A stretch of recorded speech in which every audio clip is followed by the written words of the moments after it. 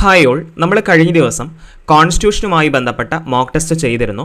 So ഇന്നത്തെ ക്ലാസ്സിൽ നമ്മൾ ഡിസ്കസ് ചെയ്യുന്നത് ഇന്ത്യൻ ജോഗ്രഫിയുമായി ബന്ധപ്പെട്ട പ്രധാനപ്പെട്ട ചോദ്യങ്ങളാണ്. അപ്പോൾ നമ്മൾ പ്രധാനമായിട്ടും ടോപ്പിക്സിലെ ചോദ്യങ്ങളെല്ലാം PYQs എല്ലാം ഉൾപ്പെടുത്തിയിട്ടുള്ള മോക്ക് ടെസ്റ്റ് ആണ്.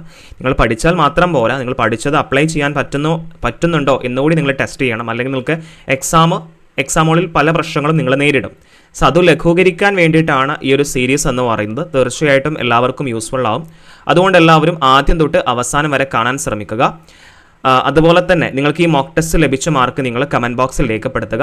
സോ എന്തായാലും നമുക്ക് ഈ മോക്ക് ടെസ്റ്റ് ആരംഭിക്കാം. It's me Muhammad Faris. Welcome to Spectra. So നമ്മൾ ഇന്ത്യയുടെ ഭൂമിശാസ്ത്രപരമായ സവിശേഷതകൾ, അതിർത്തികൾ, ഇന്ത്യയുടെ അടിസ്ഥാന വിവരങ്ങൾ തുടങ്ങിയ ഇന്ത്യൻ ജോഗ്രഫിയുമായി ബന്ധപ്പെട്ട 5 മാർക്കിൻ്റെ ചോദ്യങ്ങളാണ് മോക്ക് ടെസ്റ്റിലൂടെ ഇന്ന് പഠിക്കാൻ പോകുന്നത്. അപ്പോൾ കഴിഞ്ഞ ക്ലാസ്സിൽ ചെയ്തതുപോലെ ആദ്യം നമ്മൾ ക്വസ്റ്റ്യൻസ് വായിക്കും. നിങ്ങൾ പൗസ് ചെയ്തിട്ടോ അല്ലെങ്കിൽ നിങ്ങൾക്ക് ഓൾറെഡി ക്വസ്റ്റ്യൻസ് വായിക്കാൻ ടൈം കിട്ടുന്നുണ്ടെങ്കിൽ അപ്പോൾ ആൻസർ നിങ്ങളൊരു പുസ്തകത്തിൽ എഴുതി വെക്കുക, അല്ലെങ്കിൽ നിങ്ങൾ മനസ്സിൽ കരുതുക.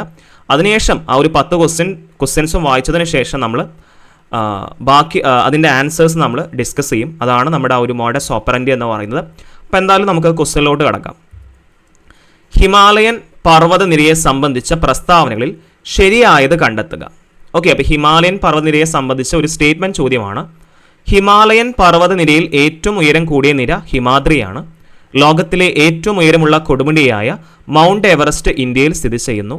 സിന്ധു, ഗംഗ, ബ്രഹ്മപുത്ര എന്നീ നദികൾ ഹിമാലയൻ നദികൾ എന്നറിയപ്പെടുന്നു. അപ്പോൾ ഹിമാലയൻ പർവ്വതനിരയിൽ ഏറ്റവും ഉയരം കൂടിയ നിര ഹിമാദ്രിയാണ്. ലോകത്തിലെ ഏറ്റവും ഉയരമുള്ള കൊടുമുടിയായ മൗണ്ട് എവറസ്റ്റ് ഇന്ത്യയിൽ സ്ഥിതി ചെയ്യുന്നു. സിന്ധു, ഗംഗ, ബ്രഹ്മപുത്ര എന്നീ നദികൾ ഹിമാലയൻ നദികൾ എന്നറിയപ്പെടുന്നു. അപ്പോൾ ഇതിൽ ഏതാണ് കറക്റ്റായുള്ള സ്റ്റേറ്റ്മെൻറ്റ് എന്നാണ് കണ്ടെത്തേണ്ടത്. സോ നിങ്ങൾ അത് വായിച്ച ശേഷം കൃത്യമായ ആൻസർ കണ്ടെത്തുക. അടുത്തത്, ഇന്ത്യയുടെ തീരപ്രദേശം സംബന്ധിച്ച പ്രസ്താവനയിൽ തെറ്റായത് കണ്ടെത്തുക. അപ്പോൾ ഇവിടെ തെറ്റായ പ്രസ്താവനയാണ് കണ്ടെത്തേണ്ടത്. എപ്പോഴും നിങ്ങൾ എക്സാമിന് ചോദ്യങ്ങൾ എഴുതുന്ന സമയത്ത് എന്ത് ചെയ്യാൻ ശ്രമിക്കുക, നിങ്ങൾ എന്താണ് പറഞ്ഞിട്ടുള്ളത് അതൊന്ന് മാർക്ക് ചെയ്യാൻ ശ്രമിക്കുക. കാരണം പലപ്പോഴും നമുക്കത് തെറ്റാറുണ്ട് അല്ലേ. നമ്മൾ ചിലപ്പോൾ ശരിയായത് എന്നുള്ളത് കൺസിഡർ നമ്മുടെ മനസ്സതാവും റീഡ് ചെയ്യുന്നുണ്ട്, പക്ഷേ ചോദ്യത്തിൽ ചിലപ്പം തെറ്റായതെന്നായിരിക്കും അല്ലേ. അപ്പോൾ നമുക്ക് അറിയുന്ന ചോദ്യം പോലും നമ്മൾ തെറ്റിച്ച് വെക്കാറുണ്ട്. സോ അത് ഒഴിവാക്കാൻ എന്താണ് ക്വസ്റ്റ്യനിൽ പറയുന്നത് അതൊന്ന് റൗണ്ട് ചെയ്ത് വെക്കുക. അപ്പോൾ പടിഞ്ഞാറൻ തീരസമതലം അറബിക്കടലിനും പശ്ചിമഘട്ടത്തിനും ഇടയിലാണ്. വടക്കൻ തീരസമതലത്തിൽ ഉൾപ്പെട്ടതാണ് കൊറമണ്ടൽ തീരസമതലം. സുന്ദര വനപ്രദേശം മുതൽ കന്യാകുമാരി വരെ നീണ്ടു കിടക്കുന്നതാണ് കിഴക്കൻ തീരസമതലം. അപ്പോൾ ഇതാണ് ആ 3 സ്റ്റേറ്റ്മെൻറ്റ്. പടിഞ്ഞാറൻ തീരസമതലം അറബിക്കടലിനും പശ്ചിമഘട്ടത്തിനും ഇടയിൽ. പടിഞ്ഞാറൻ തീരസമതലത്തിൽ ഉൾപ്പെട്ടതാണ് കൊറമണ്ടൽ തീരസമതലം. സുന്ദര വനപ്രദേശം മുതൽ കന്യാകുമാരി വരെ നീണ്ടു നിൽക്കുന്നതാണ് കിഴക്കൻ തീരസമതലം. ഇന്ത്യ ഏറ്റവും കുറഞ്ഞ ദൂരം അതിർത്തി പങ്കിടുന്ന രാജ്യം ഏതാണ്? ഇന്ത്യ ഏറ്റവും കുറഞ്ഞ ദൂരം അതിർത്തി പങ്കിടുന്ന രാജ്യം ഏതാണ്? ഉഷ്ണകാലത്ത് പശ്ചിമ ബംഗാളിൽ അനുഭവപ്പെടുന്ന ഇടിയോട് കൂടിയ ശക്തമായ മഴ ഏതാണ്? മാംഗോ ഷവർ, കാൽ ബൈശാഖി, ചാസിംഗ് ഇവയൊന്നുമല്ല. അപ്പോൾ ഉഷ്ണകാലത്ത് പശ്ചിമ ബംഗാളിൽ അനുഭവപ്പെടുന്ന ഇടിയോട് കൂടിയ ശക്തമായ മഴ ഏതാണ്? മാംഗോ ഷവർ, കാൽ ബൈശാഖി, ചാസിംഗ് ഇവയൊന്നുമല്ല. 2024 ജൂൺ മാസം 2-ാം തീയതി ഇന്ത്യയിൽ നിലവിൽ വന്ന പുതിയ സംസ്ഥാനം ഏത്? 2024 ജൂൺ മാസം 2-ാം തീയതി ഇന്ത്യയിൽ നിലവിൽ വന്ന പുതിയ സംസ്ഥാനം ഏത്? മഹാരാഷ്ട്ര, ജാർഖണ്ഡ്, ഛത്തീസ്ഗഡ്, തെലങ്കാന. മഹാരാഷ്ട്ര, ജാർഖണ്ഡ്, ഛത്തീസ്ഗഡ്, തെലങ്കാന. ഇന്ത്യയിൽ ഏറ്റവും കൂടുതൽ മഴ ലഭിക്കുന്ന കാലം ഏതാണ്? ഇന്ത്യയിൽ ഏറ്റവും കൂടുതൽ മഴ ലഭിക്കുന്ന കാലം ഏതാണ്? വടക്കിഴക്കൻ മൺസൂൺ, ശൈത്യകാലം, ഉഷ്ണകാലം, തെക്ക് പടിഞ്ഞാറൻ മൺസൂൺ. ഇന്ത്യയിൽ ഏറ്റവും കൂടുതൽ മഴ ലഭിക്കുന്ന കാലം ഏതാണ്? ചുവടെ കൊടുത്തിരിക്കുന്ന നർമ്മദാ നദിയുമായി ബന്ധപ്പെട്ട പ്രസ്താവനയിൽ ശരി ഏതാണ്? അപ്പോൾ ഇവിടെ ശരിയായ സ്റ്റേറ്റ്മെന്റ് ആണ് കണ്ടുപിടിക്കേണ്ടത്. അമർഖണ്ഡ് പീഠഭൂമിയിൽ നിന്നും ഉത്ഭവിക്കുന്ന നദിയാണ് നർമ്മദ. നർമ്മദാ നദി പടിഞ്ഞാറേക്കൊഴുകി അറബിക്കടലിൽ പതിക്കുന്നു. അപ്പോൾ ഇതിൽ ശരിയായ പ്രസ്താവനയാണ് കണ്ടുപിടിക്കേണ്ടത്. അമർഖണ്ഡ് പീഠഭൂമിയിൽ നിന്ന് ഉത്ഭവിക്കുന്ന നദിയാണ് നർമ്മദ. നർമ്മദാ നദി പടിഞ്ഞാറേക്കൊഴുകി അറബിക്കടലിൽ പതിക്കുന്നു. അപ്പോൾ ഇതിൽ ശരിയായ പ്രസ്താവന കണ്ടെത്തുക.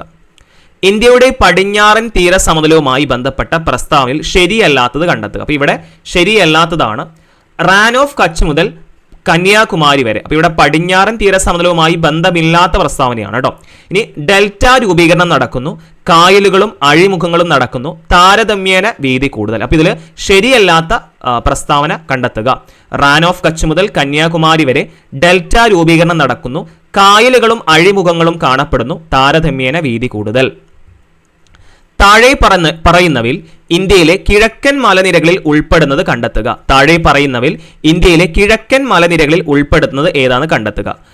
പത്കൈബോ, മിസോ കുന്നുകൾ, ഹിമാദ്രി, ഖാരോ ഖാസി കുന്നുകൾ. അപ്പോൾ പത്കൈബോ, മിസോ കുന്നുകൾ, ഹിമാദ്രി, അതുപോലെ ഖാരോ ഖാസി കുന്നുകൾ. അപ്പോൾ ഇതിലെ കിഴക്കൻ മലനിരകളുടെ കൂട്ടത്തിൽ ഉൾപ്പെടുന്നത് ഏതാണെന്ന് കണ്ടെത്തുക. ഇന്ത്യയിലെ ഉത്തരപർവ്വത മേഖലയിൽ ഉൾപ്പെടാത്തത് ഏതാണ്? ഇന്ത്യയിലെ ഉത്തരപർവ്വത മേഖലയിൽ ഉൾപ്പെടാത്തത് ഏതാണ്? ട്രാൻസ് ഹിമാലയം, ഹിമാലയം, കിഴക്കൻ കുന്നുകൾ, ആരവല്ലി. ഓക്കെ, അപ്പോൾ ഇന്ത്യയിലെ ഉത്തരപർവ്വത മേഖലയിൽ ഉൾപ്പെടാത്തത് ഏതാണ്? ട്രാൻസ് ഹിമാലയം, ഹിമാലയം, കിഴക്കൻ കുന്നുകൾ, ആരവല്ലി. അപ്പോൾ നമ്മൾ 10 ക്വസ്റ്റ്യൻസ് വായിച്ചിട്ടുണ്ട്. ഇനി ഓരോന്നിൻ്റെയും ആൻസേഴ്സ് നമുക്ക് ഡിസ്കസ് ചെയ്യാം. ഓക്കെ, അപ്പോൾ ഫസ്റ്റ് ചോദ്യം എന്തായിരുന്നു? ഹിമാലയൻ പർവ്വതനിരയെ സംബന്ധിച്ച പ്രസ്താവനകൾ ശരിയായത് കണ്ടെത്തുക. അല്ലെ, ഹിമാലയൻ പർവ്വതനിരയിൽ ഏറ്റവും ഉയരം കൂടിയ നിര ഏതാണ്? ഹിമാദ്രി തന്നെയാണ്. അത് ശരിയാണ്. ഒന്നാമത്തെ സ്റ്റേറ്റ്മെന്റ് ശരിയാണ്. ലോകത്തിലെ ഏറ്റവും ഉയരമുള്ള കൊടുമുടിയായ മൗണ്ട് എവറസ്റ്റ് ഇന്ത്യയിലാണോ? അല്ല, നേപ്പാളിലാണ്. അല്ലേ, അപ്പോൾ ഇത് തെറ്റാണ്.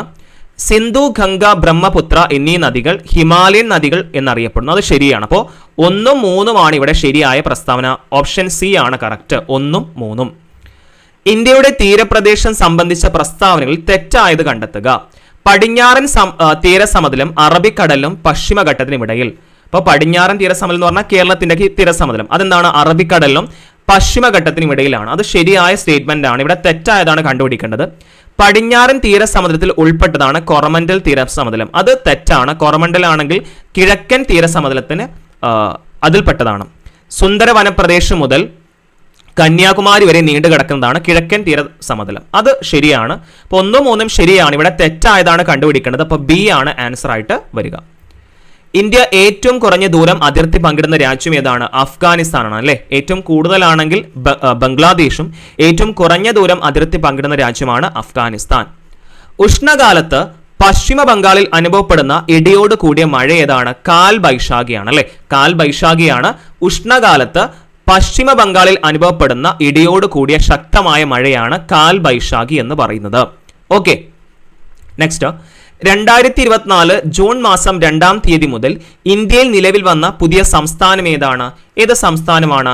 തെലങ്കാനയാണ്. അല്ലെ, തെലങ്കാനയുടെ രൂപീകരണത്തിന് 10ാം വാർഷികമായിരുന്നു 2024. സോ 2024 ജൂൺ 2-ാം തീയതി മുതൽ 2-ാം തീയതി ഇന്ത്യയിൽ നിലവിൽ വന്ന പുതിയ സംസ്ഥാനമാണിത്, തെലങ്കാന എന്ന് പറയുന്ന സംസ്ഥാനം. ഇന്ത്യയിൽ ഏറ്റവും കൂടുതൽ മഴ ലഭിക്കുന്ന കാലം ഏതാണ്? തെക്ക് പടിഞ്ഞാറൻ മൺസൂൺ ആണ്. അല്ലെ, ഇന്ത്യയിൽ ഏറ്റവും കൂടുതൽ മഴ ലഭിക്കുന്ന കാലമാണിത്, തെക്ക് പടിഞ്ഞാറൻ മൺസൂൺ എന്ന് പറയുന്നത്. അപ്പോൾ ഇന്ത്യയുടെ ഏറ്റവും പ്രധാനപ്പെട്ട മഴ സീസൺ ആണിത്, തെക്ക് പടിഞ്ഞാറൻ മൺസൂൺ. ചുവടെ കൊടുത്തിരിക്കുന്ന നർമ്മദാ നദിയുമായി ബന്ധപ്പെട്ട പ്രസ്താവനയിൽ ശരി ഏതാണ്? അപ്പൊ നർമ്മദാ നദിയുമായി ബന്ധപ്പെട്ട പ്രസ്താവനയാണ്. അമർകണ്ഡ് പീഠഭൂമിയിൽ നിന്ന് ഉത്ഭവിക്കുന്ന നദിയാണ് നർമ്മദ. അത് ശരിയായ സ്റ്റേറ്റ്മെന്റ് ആണ്. നർമ്മദ നദി പടിഞ്ഞാറേക്കൊഴുകി അറബിക്കടലിൽ പതിക്കുന്നു. അതും ശരിയാണ്. ഓക്കെ ആണല്ലോ. അപ്പോൾ നർമ്മദ നദി പടിഞ്ഞാറേക്കൊഴുകി അറബിക്കടലിൽ പതിക്കുന്ന നദിയാണ്. അതും ശരിയായ സ്റ്റേറ്റ്മെന്റ് ആണ്. അപ്പോൾ 1ഉം 2ഉമാണ് ശരി. ഓക്കെ, അപ്പോൾ 1ഉം 2ഉം ശരിയായ സ്റ്റേറ്റ്മെന്റ് ആണ്. ഓക്കെ, അപ്പോൾ അമർകണ്ഡ് പീഠഭൂമിയിൽ ഉത്ഭവിക്കുന്ന നദിയാണ് നർമ്മദ. നർമ്മദ നദി പടിഞ്ഞാറേക്കൊഴുകി അറബിക്കടലിൽ പതിക്കുന്നു. അല്ലെ, അപ്പോൾ അറബിക്കടലിൽ പതിക്കുന്ന 2 ഉപദ്വീപി നദികളാണ്. ഒന്ന് നർമ്മദയും താപ്തിയും. അല്ലെ, നർമ്മദയും താപ്തിയും ആണ് പ്രധാന നദികൾ. ക്ലിയർ ആണല്ലോ. ഇനി ഇന്ത്യയുടെ പടിഞ്ഞാറൻ തീരസമതലവുമായി ബന്ധപ്പെട്ട പ്രസ്താവനയിൽ ശരിയല്ലാത്തത് ഏതൊക്കെയാണ്? പടിഞ്ഞാറൻ തീരസമതലവുമായി ശരിയല്ലാത്ത പ്രസ്താവനയാണ് കേട്ടോ. റാൻ ഓഫ് കച്ച് മുതൽ കന്യാകുമാരി വരെ, അത് ശരിയായ പ്രസ്താവനയാണ്. ഡെൽറ്റ രൂപീകരണം നടക്കുന്നു. ഡെൽറ്റ രൂപീകരണം കിഴക്കൻ തീരസമതലത്തിന്റെ പ്രത്യേകതയാണ്. അപ്പോൾ ഇതല്ല. കായലുകളും അഴിമുഖങ്ങളും കാണപ്പെടുന്നു, അത് പടിഞ്ഞാറൻ തീരസമതലത്തിലുണ്ട്. താരതമ്യേന വീതി കൂടുതൽ, അത് തെറ്റാണ്. അപ്പോൾ ഇവിടെ 2ഉം 4ഉമാണ് തെറ്റായത്. അതായത് ശരിയല്ലാത്ത പ്രസ്താവന 2ഉം 4ഉമാണ്. ഡെൽറ്റ രൂപീകരണം നടക്കുന്നു, താരതമ്യേന വീതി കൂടുതൽ. ഓക്കെ, സോ അടുത്ത ക്വസ്റ്റ്യൻ.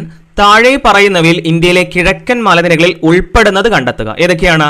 പദ്ഗൈമുണ്ട്, മിസോ കുന്നുകളുണ്ട്, ഖാസി ഖാരോ കുന്നുകളുണ്ട്. അപ്പോൾ 1, 2, 4 ഹിമാദ്രി അല്ല. അല്ലെ, ഹിമാദ്രി, ഹിമാചൽ, സിവാലിക്ക വേറെ കാറ്റഗറിയാണ്. സോ കിഴക്കൻ മലനിരകളുടെ കൂട്ടത്തിൽ പെടുന്ന ഏതൊക്കെയാണ്? പദ്ഗൈബും, മിസോ കുന്നുകൾ, ഖാസി ഖാരു കുന്നുകൾ. ഇനി ഇന്ത്യയിലെ ഉത്തരപർവ്വത മേഖലയിൽ ഉൾപ്പെടാത്തത് ഏതാണ്? ഉത്തരപർവ്വത മേഖല ഉൾപ്പെടാത്ത ഏതാണ്? ആരവല്ലിയാണ് അല്ലെ. ആരവല്ലിയാണ്. ട്രാൻസ് ഹിമാലയവും ഹിമാലയവും കിഴക്കൻ കുന്നുകളൊക്കെ ഉത്തരപർവ്വത മേഖലയിൽ ഉൾപ്പെടുന്നതാണ്. ആരവല്ലിയാണ് ഇന്ത്യയിലെ ഉത്തരപർവ്വത മേഖലയിൽ ഉൾപ്പെടാത്തത് എന്ന് നിങ്ങൾ മനസ്സിലാക്കുക. സോ നമ്മൾ ഇന്ത്യൻ ജോഗ്രഫിയുമായി ബന്ധപ്പെട്ട 10 ചോദ്യങ്ങൾ ഡിസ്കസ് ചെയ്തിട്ടുണ്ട്. മുഴുവൻ മാർക്കും ലഭിച്ചവർ തീർച്ചയായിട്ടും കമൻറ്റ് ബോക്സിൽ പറയുക. അതുപോലെ ഇനി നിങ്ങൾക്ക് എത്രയാണ് മാർക്ക് ലഭിച്ചത് അത് നിങ്ങൾ കമൻറ്റ് ബോക്സിൽ രേഖപ്പെടുത്തുക. ഈ ഒരു സീരീസ് ഇഷ്ടമായെങ്കിൽ തീർച്ചയായിട്ടും ലൈക്ക് ചെയ്യുക, മറ്റുള്ളവരിലേക്ക് ഷെയർ ചെയ്യുക. അതുപോലെ തന്നെ നമ്മുടെ ഈ ഒരു ചാനൽ നിങ്ങൾ സബ്സ്ക്രൈബ് ചെയ്യുക. അതുപോലെ നിങ്ങൾക്ക് ആവശ്യമുള്ള ടോപ്പിക് ഏതൊക്കെയാണ് നമ്മൾ മോക്ക് ടെസ്റ്റ് ചെയ്യേണ്ടത് തീർച്ചയായിട്ടും നിങ്ങൾ കമൻറ്റ് ബോക്സിൽ രേഖപ്പെടുത്തുക. ഓക്കെ ആണല്ലോ. സോ നമുക്ക് അടുത്ത ഒരു വീഡിയോയുമായിട്ട് നമുക്ക് വീണ്ടും കാണാം. അതുവരേക്കും എല്ലാവർക്കും താങ്ക് യു.